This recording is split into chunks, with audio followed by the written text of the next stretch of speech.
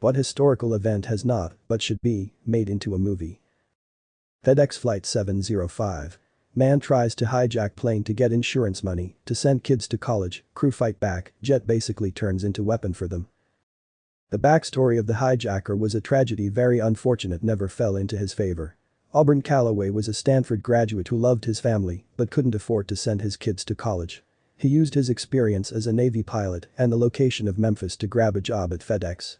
He was frustrated at the fact his life amounted to only flying airplanes when he could have so much more potential.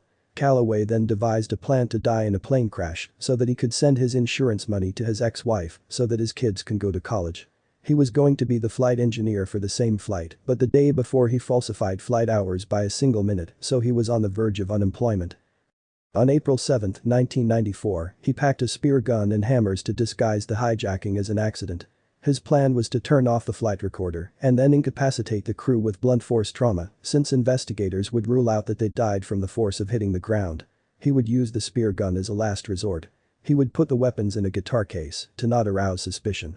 This took place before 9/11s, so he just walked through without looking suspicious. He boards the flight, gets acquainted with the crew to lower their guard, and waits. 19 minutes into the flight, he walks into the cockpit and hits everyone with hammers. First Officer Jim Tucker was rendered unconscious. The other two crew, Captain David Sanders and Flight Engineer Andre Peterson, get off of their seats to stop Calloway, but he threatens them with the spear gun he got from the back. Here's the crazy part. Calloway messed with the wrong crew. Peterson grabs the gun and starts to wrangle it away. Sanders joins him in trying to stop Calloway. Tucker, still dizzy and disoriented, realizes the situation and goes back to what he learned. Ex-Navy Vietnam vet, he knows a thing or two about planes. He treats the jet like it's a fighter aircraft. Turning it 140 degrees, basically, upside down, it pushed the bounds of what an DC-10 could do. There's a fight in the cargo hold between two injured crew members and a man who had nothing to lose and a half-conscious pilot who is treating the jet like a fighter, flipping the plane upside down so that his crew could overtake the hijacker.